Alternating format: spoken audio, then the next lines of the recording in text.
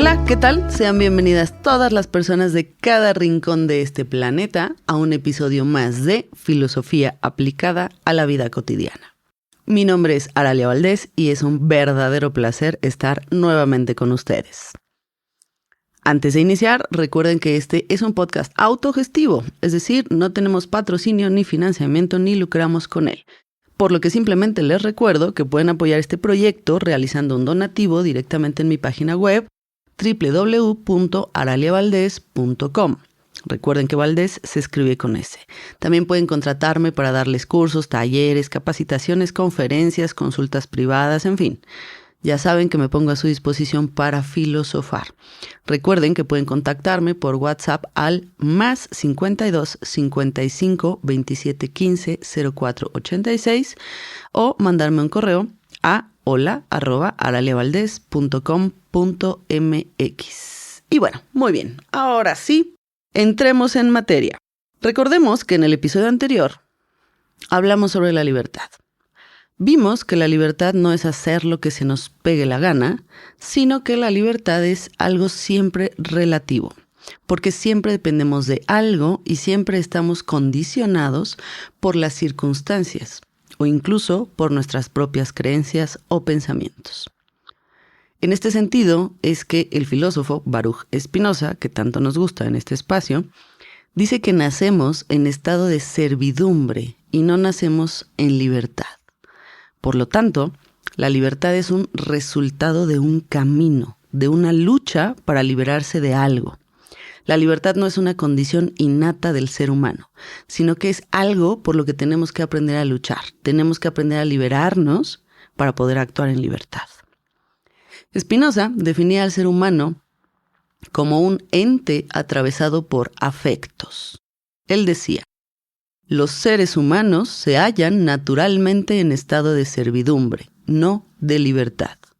Llamo servidumbre a la impotencia humana para moderar y reprimir sus afectos. Bueno, ¿qué significa esto? Significa que el ser humano, nosotros, estamos sujetos a las reacciones que tenemos con las cosas que nos afectan y a las creencias o ideas que producimos sobre estas afecciones. Es decir, a lo que yo pienso en relación a por qué me afectó algo. Cuando algo me afecta, yo produzco una reacción en mis sentidos y en mi cuerpo, pero al mismo tiempo produzco una idea sobre lo que me afecta. Esta idea puede ser adecuada o inadecuada. Dependiendo de esta idea que yo produzca, es que las cosas me afectarán de manera diferente.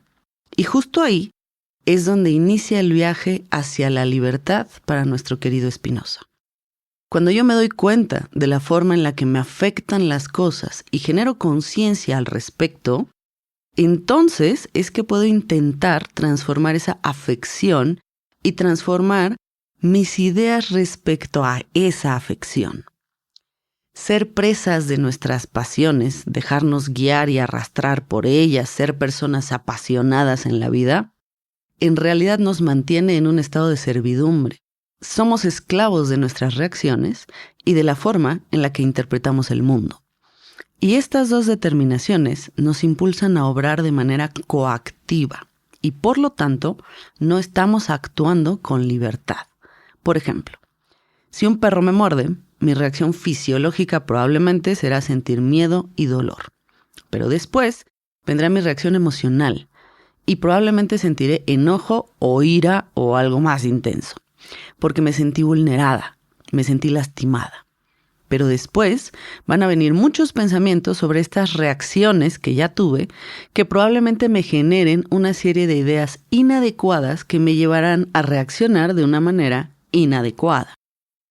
Quizá mis pensamientos me llevarán al deseo de venganza, por ejemplo, y sentiré la necesidad de hacerle daño al perro o al dueño del perro. Y esta es una idea inadecuada, porque no me permite entender la causa de por qué me mordió el perro. Esta idea de sed de venganza, que es de lo más común que nos asalte a lo largo del día, es una idea que me hará sentir una falsa necesidad de desquitarme con alguien por lo que me pasó. Y no me va a dejar razonar sobre cuáles fueron las causas de la mordida. No voy a ser capaz de pensar Por ejemplo, que el perro es un animal, que no tiene el mismo tipo de conciencia que yo tengo, y por lo tanto que no tiene valores morales y por lo tanto que su acción de morderme no está cargada de una intencionalidad moral, es decir, el perro no quiso hacerme daño intencionalmente, sino que quizá el perro se sintió amenazado de alguna manera por mí y solamente reaccionó de acuerdo a su propia naturaleza. Por lo tanto, el perro ni es malo ni me dañó intencionalmente. Pero mientras yo crea que lo hizo con intención, voy a sentir que el perro es la causa de mi infortunio. Y esta idea inadecuada nos puede llevar a pensamientos muy extremos que intensifiquen mi sufrimiento. Bueno, incluso, por ejemplo, podría yo llegar a creer que los perros del mundo tienen algo en mi contra o que soy extremadamente desafortunada porque todo me va mal en la vida y hasta los perros me muerden y me orinan de pasadita. En este escenario, yo estoy siendo víctima de mis propios pensamientos y afecciones. Soy yo misma quien se está afectando en la tristeza por causa de mis pensamientos inadecuados. E incluso estos pensamientos inadecuados me van a imposibilitar descubrir la verdadera causa. Es decir, el por qué el perro me mordió. Probablemente yo me moví violentamente cerca de él y no me fijé. Probablemente yo lo hice que se sintiera amenazado sin darme cuenta. Probablemente yo fui copartícipe de esa acción. Pero si yo solamente me vuelco en mis emociones y responsabilizo al perro, voy a ser incapaz de observar cuáles de mis actos fueron inadecuados. En ese escenario provocaron la reacción instintiva del perro. Y si no logro eso, nada más me quedaré con el juicio moral de, el perro es malo, y entonces voy a desarrollar un trauma y me van a dar miedo todos los perros del mundo. Porque simplemente estoy teniendo una idea inadecuada respecto a un acontecimiento, a un hecho que me afectó, que me produjo una afección. En este sentido, es entonces que podríamos afirmar que la libertad para Spinoza es dejar de ser pasivos frente a las determinaciones externas que nos coaccionan a efectuar acciones de las que nosotros mismos no somos la causa.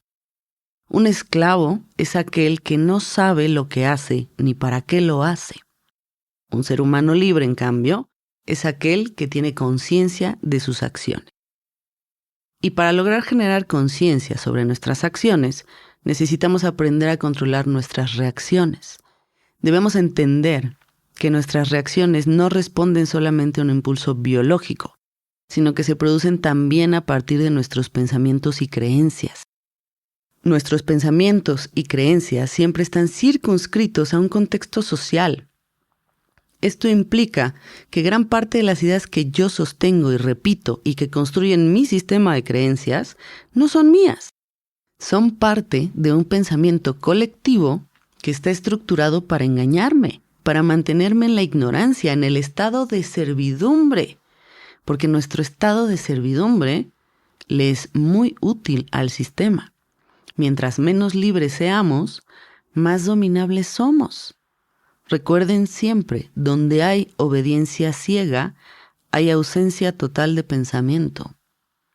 Somos esclavos de nuestra propia ignorancia, diría Spinoza. O en otras palabras del mismo Spinoza, la libertad del hombre se obtiene a través del conocimiento que éste tiene de él y de lo que lo rodea. Mientras más conocemos del mundo que nos rodea y más conocemos de la naturaleza, más conocemos de nosotros mismos y por lo tanto más conocemos de Dios. En este punto se abre una discusión filosófica muy interesante respecto a si el estado de servidumbre que hemos mantenido como humanidad es una cuestión de voluntad o es algo involuntario. Así que me gustaría preguntarles a ustedes, ¿ustedes qué creen? ¿Somos voluntariamente ignorantes? ¿Preferimos no saber porque saber nos responsabiliza? ¿O simplemente es que estamos tan acostumbrados a nuestra propia ignorancia que nos resulta muy difícil o imposible darnos cuenta de ella? Venga, déjenme sus respuestas en los comentarios aquí en este episodio, me encantará leerlos. Como hemos señalado hasta ahora, ser libres implica aprender a moderar la manera en la que las cosas nos afectan Y también implica liberarnos de nuestras propias creencias y pensamientos inadecuados. Pero esto resulta francamente difícil, pues como sociedad hemos construido sistemas de pensamiento que nos determinan a actuar de una manera específica en todos los ámbitos de nuestra vida. Como por ejemplo, la moral.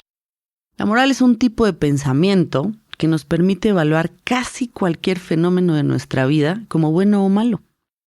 Pero muchas veces este pensamiento es inadecuado e inútil. ¿De qué me sirve juzgarme a mí misma como buena o mala persona de una manera general? Pues no me sirve de absolutamente nada, salvo para ponerle una categoría más, una palomita más a mi identidad.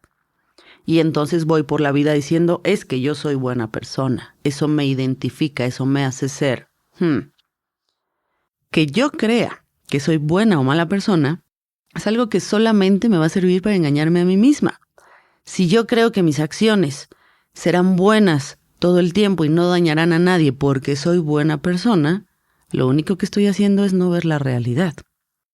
Porque una acción que yo puedo considerar buena para mí e inofensiva para otros, los otros que vivan la otra cara de mi acción, podrán decir que fue algo dañino para ellos. Y por eso, de nada me sirve pensarme como buena persona o mala persona.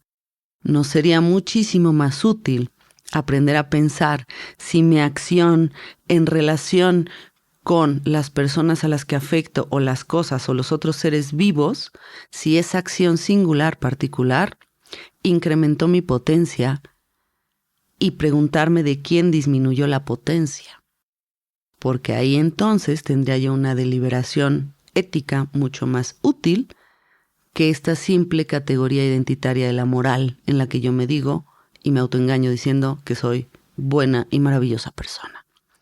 Cada una de mis acciones puede ser positiva para mí, pero puede ser muy negativa para otro ser vivo.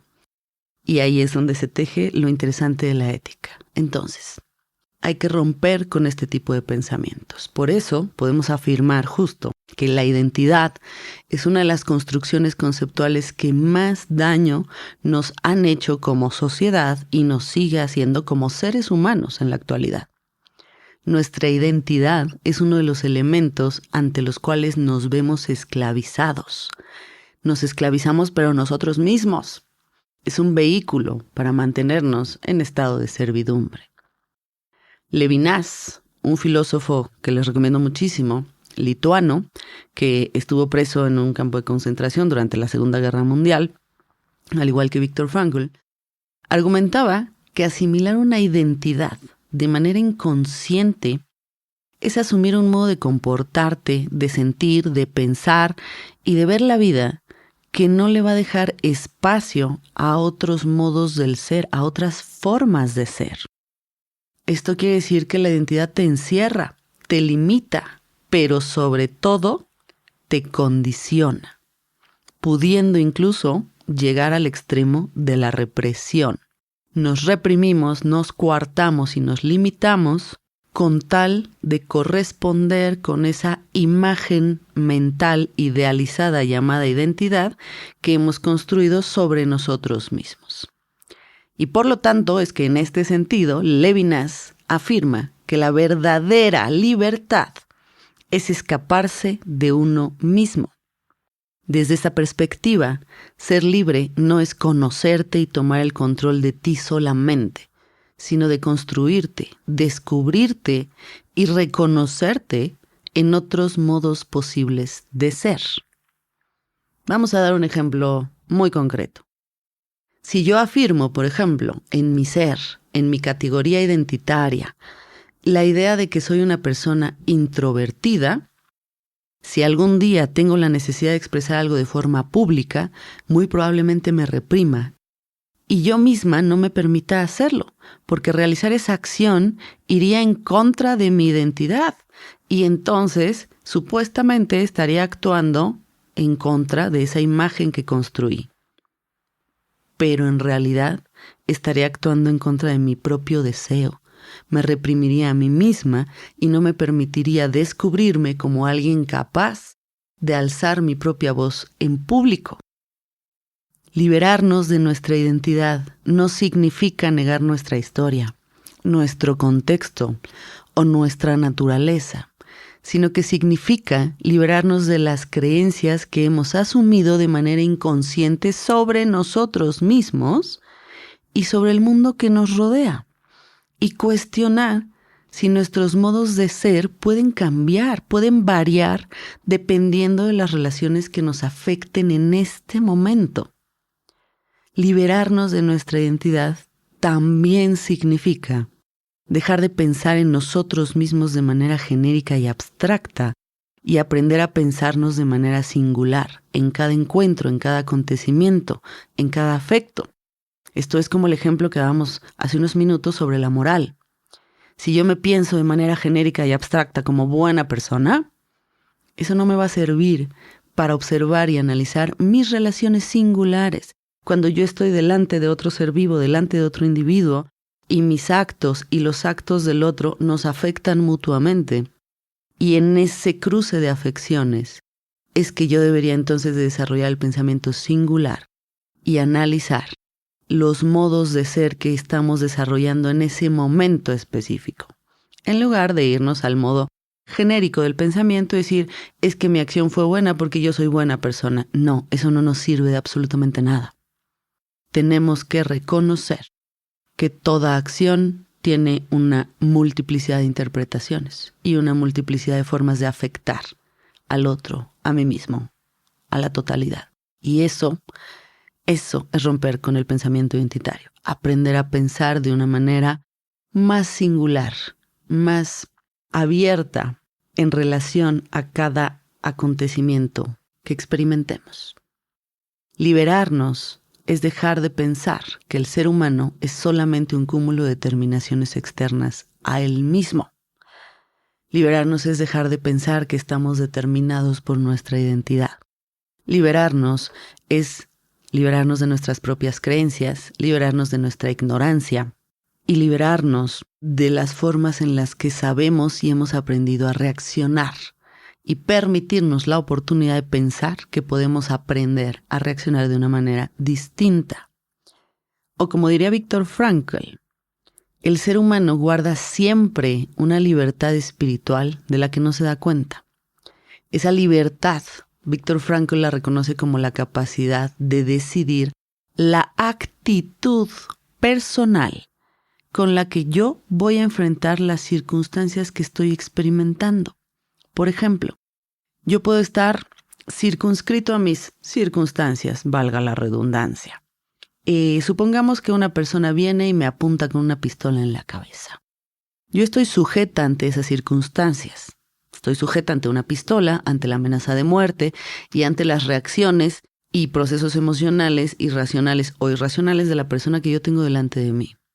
Pero ante esa circunstancia, yo tengo la libertad espiritual de decidir cómo voy a enfrentar esa situación.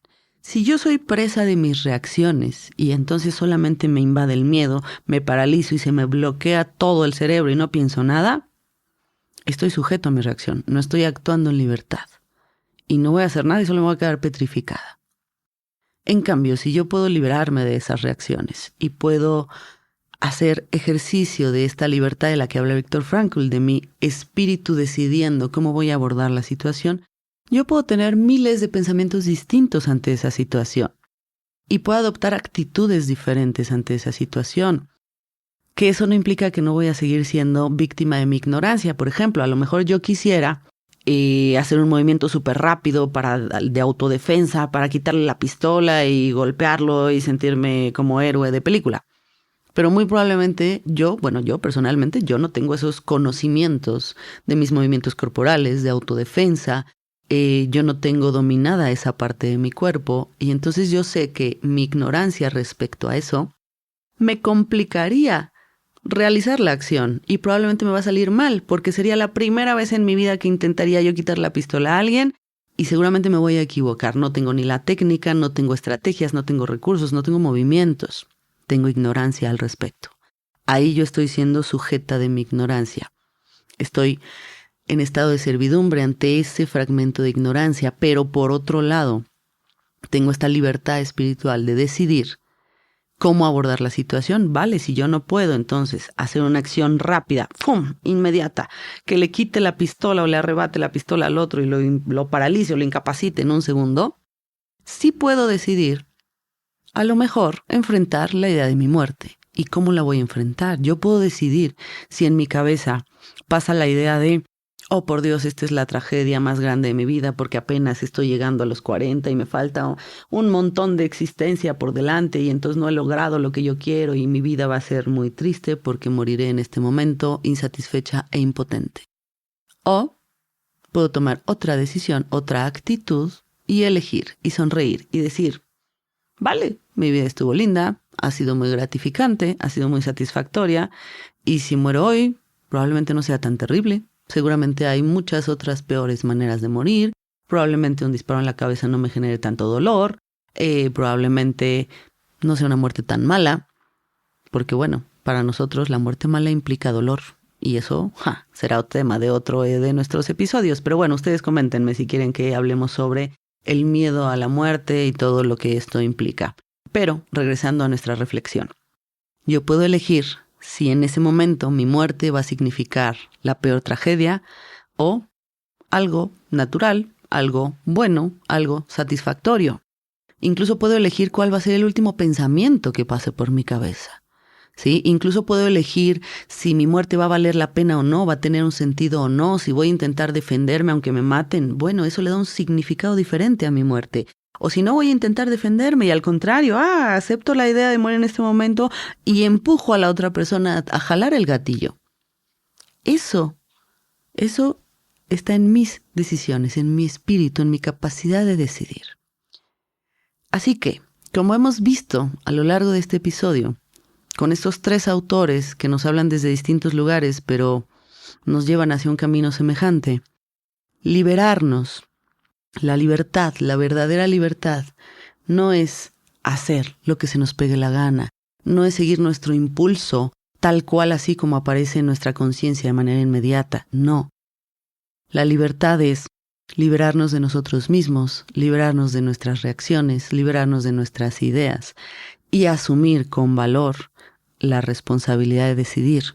Esta capacidad espiritual de la que Viktor Frankl dice que absolutamente nadie nos la puede quitar, nadie nos la puede alienar.